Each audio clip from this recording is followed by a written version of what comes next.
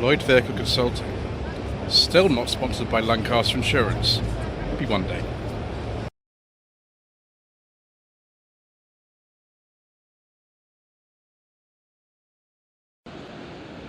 Good morning.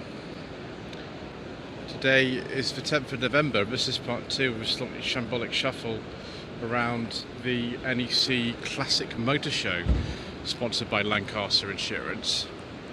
This is Iconic Auctioneers sale, which hasn't actually started yet. I came in here a day early because I don't really want loads of announcements and even more people than there are in here now sort of getting in the way. So we'll have a look round and see what we can find. This is going to take a while. Obviously overall maybe 22 parts. It's like a shambolic shuffle. I hope this is only about 2, it could be 3, who knows. Unfortunately I've got this catalogue here which allows me entry and I have paid for it, but the lots are not actually organised in the order that they are in the catalogue. So we've got 223 here, 153 here, and so this catalogue's a bit useless if I've got one hand that's going to be filming, so we won't be referring to that too much. I can't be flicking open all the pages back and forth. I've only got 2 hands. So we have a 1999 Mitsubishi Lancer Evolution 6 GSR Rally Art, and this is no reserve, but estimated between £30,000 and £35,000. Looks very, very nice. I mean, these are cars I well remember from my childhood as being very, very desirable. Wonder if there's a Subaru version of this kind of car as well, because effectively they're very, very similar. Evolution 10. I've actually driven one of these. I drove it on a track in 2018, and they are superb to drive. They're actually better than the Impreza WRX STI of the same time. Amazing car. And this is the GSR FQ 360 version. Lot number 153, estimated between £28,000 and £34,000. I think I'd prefer the Evolution 10 myself, just because I've driven one, but some of you might disagree. Got an R33 Skyline here. This one is the GTR V-Spec Series 3, formerly owned by Johnny Herbert, which probably explains why the estimate is between £58,000 and £68,000. This is a 98. I'm not sure they were importing them officially by then. They did import some officially. I don't know if it was these or the later R34s. Another one of these Lancer Evolution 6s. This is a 2001. It's the Tommy Mackinnon edition. And it's estimated at some enormous amount of money, £95,000 to £105,000. But that looks just very, very sort of correct. It's immaculate, isn't it? Funny how they just had to put a fog light in the bumper for UK market regulations.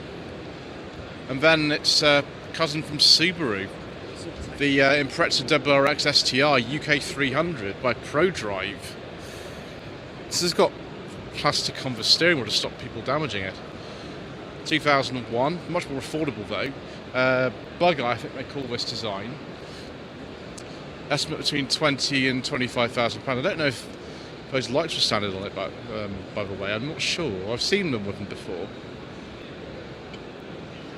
Got number 190, 2016 Ford Mustang Shelby Super Snake. Estimate between £75,000 and £85,000. Wow. Oh, it's a manual. Gosh, maybe that explains why it's so expensive. I don't know. I thought that actually like a brand new one of these, because you can buy one of these brand new. Isn't that a bit less, or maybe it's a special version? I don't know anything about Mustangs really, viewers, so somebody can inform me in the comment section below as why that's such a high estimate on it. A bit more affordable probably. The previous generation of Mustang, this will be the GT, so it'll be again the V8 version. £25,000 is a bit more affordable. 2005, the only Mustang GT this side of the water in this colour. A low mileage example, 4,100 miles. That is pretty crazy. This is 2006. Why did it say 2005 up there? I'm confused. Anyway, next we've got another low mileage Ford, 1984 Ford Transit Mark II twin wheel long wheelbase custom. I think this is a facelifted one. Could be wrong. They were discontinued in 1986, so not too long after this one was made. I believe that was probably made in Southampton or something, over at Swaveling. Now closed, of course. It's doubly plate, but this is a 77 Firebird Trans Am Special Edition with the W72 Performance Pack and a manual gearbox. Strange shifter on that though. It's very smoky in a Bandit, isn't it? Those were 77s used in that first film as well. Why it's on this plate is probably because it was imported before about 1981, and it was for custom up until that point to slap whatever the year's plate was when the car arrived, regardless of when it had been made. 1964 Fiat 500D Transformable, I think that's how you say it. Estimate 1922, see 30 to 40 on that one. This has still got the doors that hinge in the middle rather than at the front, so it's one of the sort of earlier spec ones. UK supplied right-hand drive. Wow. Okay, this is a pretty rare thing then. I always wonder about these if I actually get inside one. Presumably one of the ones I would want to have would be one that has a roof opens like that, otherwise I'd be stuck. Ooh, a selection of Ford Sierra Cosworths. Moonstone Blue, 1986 Ford Sierra RS Cosworth. Some kilometres, imported from Italy, 73,000 kilometres, 45 to 55,000 pounds. Yeah, I mean, I don't know if it's going up in value as I'm walking around. This Escort Cosworth, perhaps, it's a 94. Personal plate on this one. Estimate between 70 to 80,000 pounds. And it's only done 22,000 miles. Got the airbag steering wheels, which denotes the sort of later cars. We've still got that iconic rear wing on it though. Sapphire Cosworth. Very nice. I think this actually has the original wheels still on it as well. A lot of these don't now. It's a 1990. What's a Rouse edition, this one. 32 to 40,000 pounds. 78 of these were made. Bespoke sport package by Andy Rouse Engineering. I mean, that's a lovely car, but I think I prefer this one just because of the colour. Later one, this is a 1993. Apparently this is the very last one in right-hand drive that was made. Less than 22,000 miles. Yeah, last right-hand drive. Sierra Cosworth. I think these were built at the time in either Cologne or Belgium, from memory. Could be wrong, like I am about so many things. But that is very, very nice, viewers. I don't, unfortunately, have the money to buy that, which is a shame. Also, we've got an RS 2000 here. This is at a 5-speed gearbox conversion. 79. Estimate 40 to 50,000 pounds. Clearly, if it's a real one, they're worth a lot of money. Yeah, facelift one with the oval badge. Nice colour now, that colour. Then we've got something else rather nice here. Ford Focus RS Mark 1. I think they were all this colour from memory. Bit more power than the ST. Estimate 32 to 38,000 pounds. This has only done about 20,000 miles. Wow. Another Escort Cosworth here with plastic on the steering wheel and gear knob. Clearly someone is meticulous. This one is 125 to 150,000 pounds. Quite a late one, 1997. So yeah, pretty late one. NO plate, so maybe registered by Ford themselves. 402 miles from new. That is what they call an investment. Maybe not as much of an investment though as one of these. Oh, it's an RS 500 Sierra Cosworth hatch. This is going up in value as I'm walking around it. Estimate 100 to 140,000 pounds. Ex Ford press car. Yep, VX, Essex plate. And it's only done 12,530 miles. More Ford action here. Another Sapphire Cosworth, another 304R by Rouse.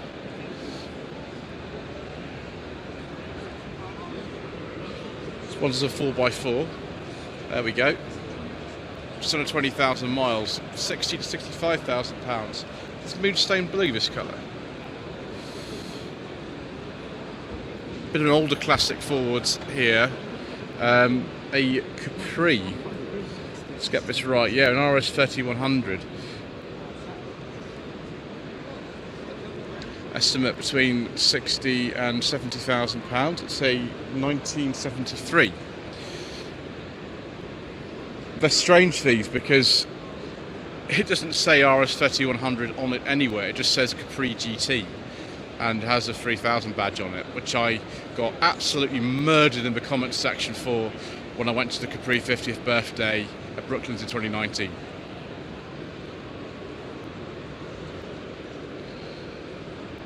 So Ford Mustang, looks like a 67. Work our way through here. Trip over, there we go. It is 289.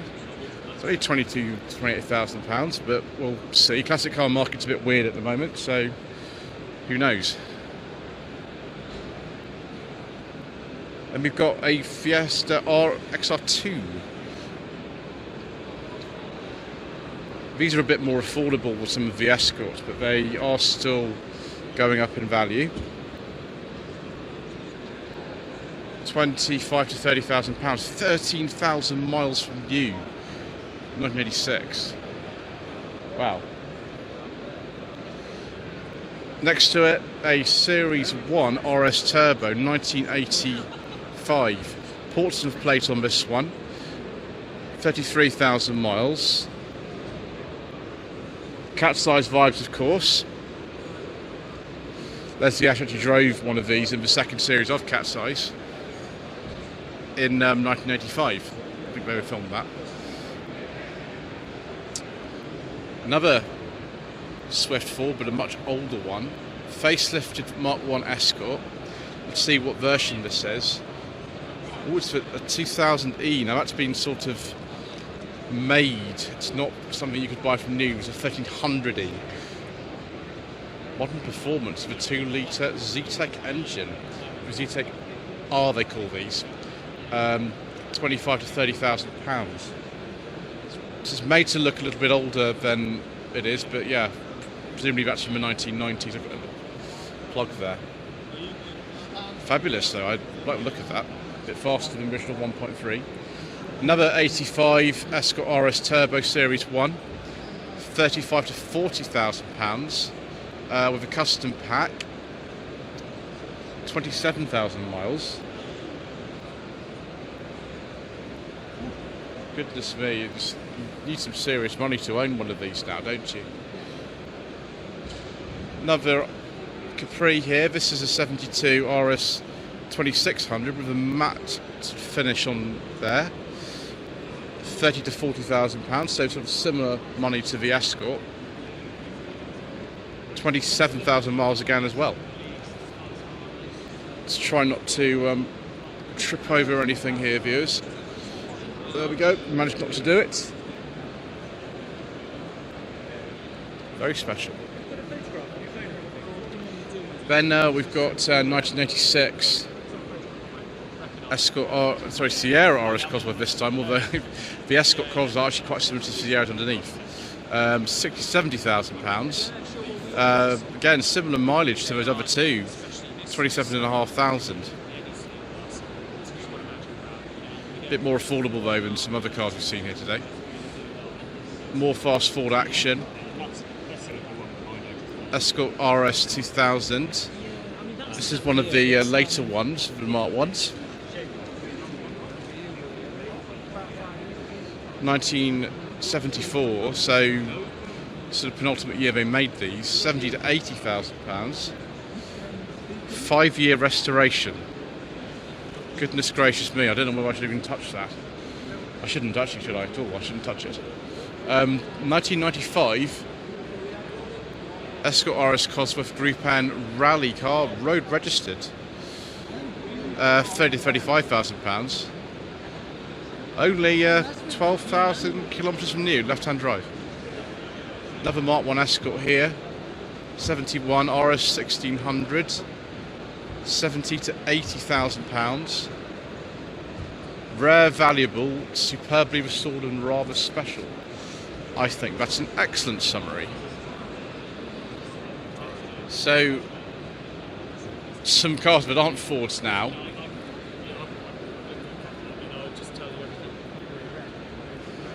Data Marso Pantera GTS. This is the 72, quite an early one. 125,000 £150,000. Group 4 homage. Yeah, I'm not sure I know much about these. To be honest, but that's looks pretty fast. Something I do know more about is this Jaguar XK150. Left-hand drive one, manual. Only 58. The 3.4 engine. Restored to a high standard at a cost of over £50,000. Estimate £65,000 to £75,000. Suppose we'll see what happens with that one, won't we? Very clean. Here's the successor. A 1968 E-Type 4.2 Series 1.5 Roadster. See, we haven't got the glass covers on the headlamps. I have driven an E-Type, but it was an earlier one. It was a 66 2+2 Coupe.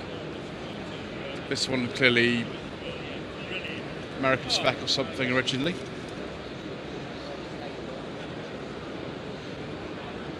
I wonder who actually cleans this carpet. All over it or something, all these old cars. Another Jaguar here. Another XK150. This is more kind of the colour that I like. It's sort of biscuit leather interior in this one. Fair beige, but you know, this will do, won't it? This one, a bit less than the last one, I think. Yeah, it's this right-hand drive, 3.4 150 special equipment. Looking rather handsome in indigo blue. Yes, it does look rather handsome in indigo blue. The lighting in here just doesn't really do justice to how these cars look, actually. So we've got Aston Martin here, much more modern than most of the stuff that's in the auction. 2020, this one. DBS Superleggera. How much is this? 395 to 430,000 pounds. Is that more than it was new? It probably is. Designated as GBOAC, so this is a Concorde Special Edition. 715 horsepower, 0 to 16, 3.2 seconds.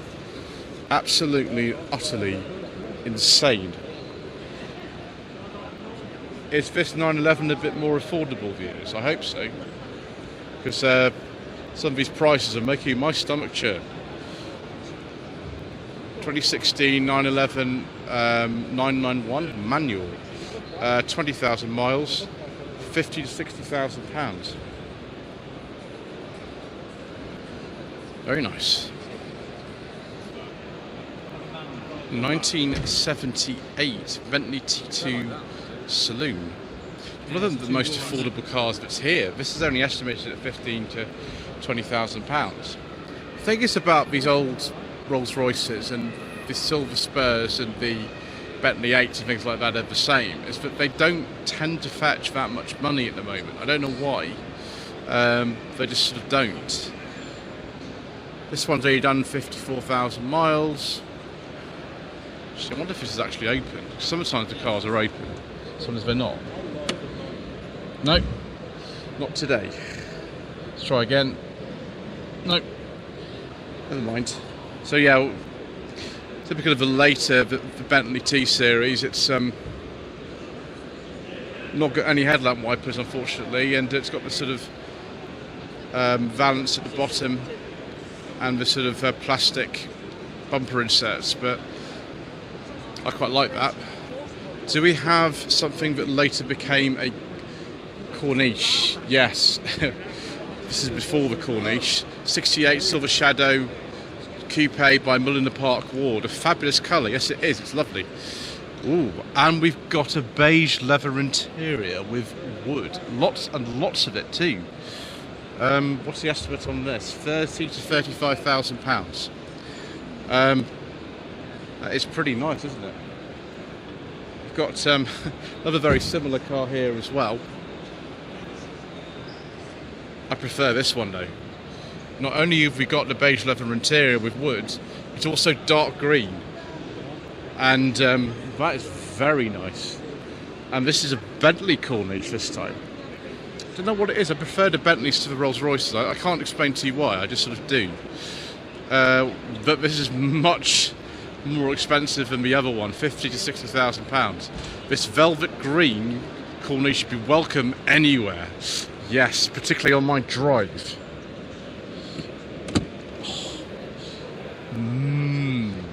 Viewers.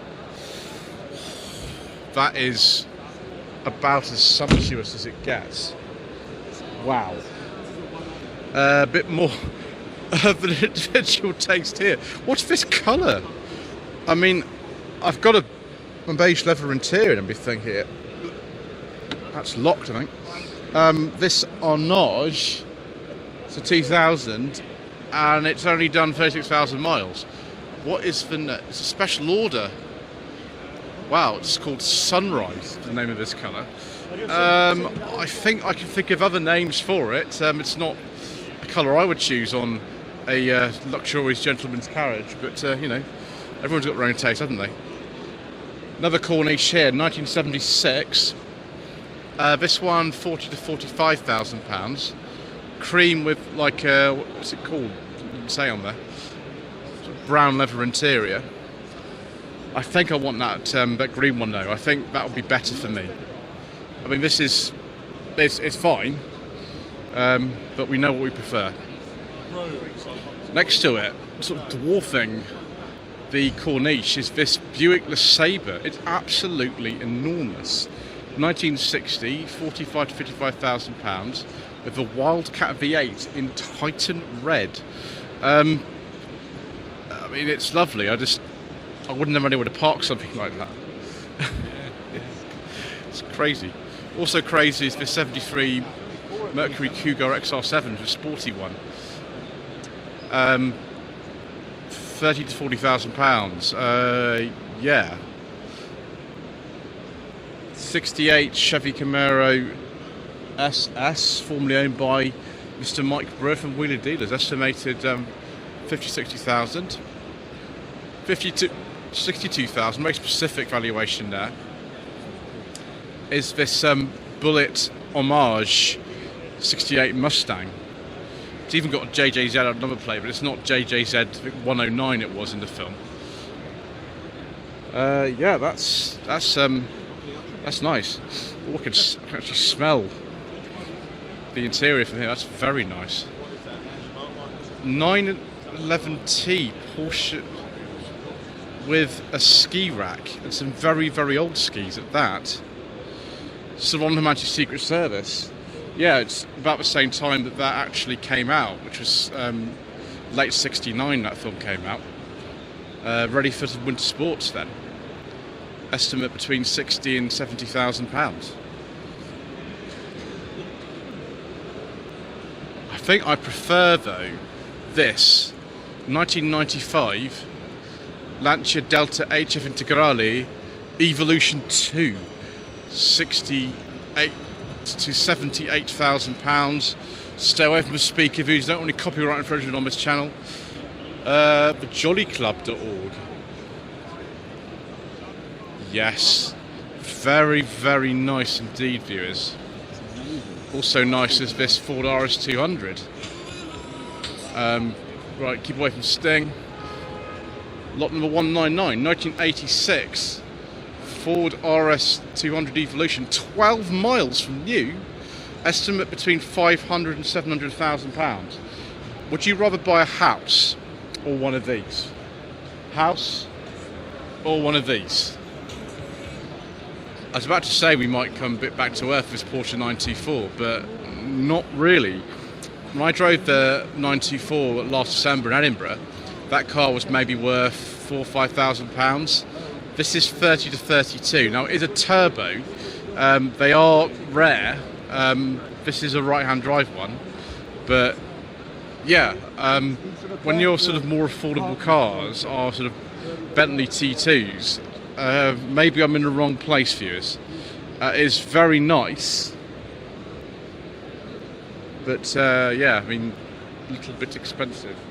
Something which would have been around the same sort of era, although this is a much earlier example, is this Mercedes R107 SL. It's quite an early one, actually, this, on a K plate. It came out in 71. I think this is a 72, this one. So it looks like it's a manual. Wow.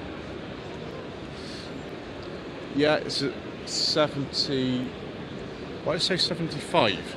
Maybe the plate is on the original of the car. Sportline 0. Oh, it's an electric one. 45 to £55,000.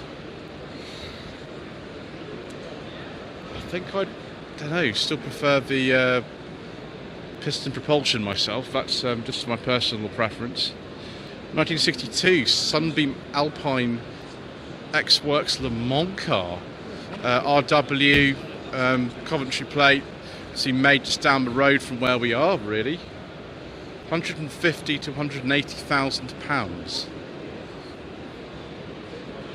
Interesting back end on that, isn't it? Right, now we've got some more Ford action here. Another Mustang 65 on a C, Hypo K code. Oh, the model was produced by Carroll Shelby's GT350. Estimate between £50,000 and £60,000. Imagine this would have been imported at some stage. A Jaguar E-Type Series 3. This would be a 71. Again, left-hand drive would have been imported at some stage. £40,000 to £45,000, which is not that high for an E-Type, really. Just put catalogue down for a second. That's an automatic, this one. Ooh, and a beige leather interior too. E-Types weren't very big on the wood, but they did have some nice interiors, nevertheless. Nice Rolls Royce here, viewers. We've got the beige leather interior with wooden piping. Quite low mileage on this. It's 41,500 miles. It's one of the later ones of these, with a sort of simplified dash. Still based on the Shadow platform, of course. To be from the 1990s. Yeah, 1996. It's a Silver Spirit. Used to be owned by the Lieutenant Governor of Guernsey. £20,000 to £25,000 seems, well, reasonable to me. Again, these cars aren't actually worth, comparatively speaking, that much money. That's why you can buy like a Bentley 8 sometimes for, you know, £5,000 or something. Queen Elizabeth Range Rover. I presume this has not got a forbidden fuel engine in it, viewers. Her Majesty was very keen on green with beige leather. Of course, we're not able to get inside. How appropriate. There's a little thing down here as well. Yeah. Dark green and base leather interior. Thank you, Your Majesty. But no, if you're an individual. Jetson Interceptor. It's trying to fall over here, viewers. They've got a new gearbox in it or something. Ah, yes. Here we go. Interceptor 3S by Jensen Automotive National. 80 to 90,000 pounds, capable of 0 to 60 in 4.5 seconds. It's quite nice, viewers. I think we'll finish this second part with this Jaguar XJRS. 5.3 V12 in this, less than 38,000 miles. Estimate between 24 and 28,000 pounds. And of course, we have a beige leather interior with wood and piping and one of those bespoke steering wheels. It smells nice in there too. Yes. We've had a lot of fun, haven't we? Anyway, thank you so much for watching. Please don't forget to subscribe to the channel, like to leave a comment below, and we shall see you again in part 3 for more incorrect information.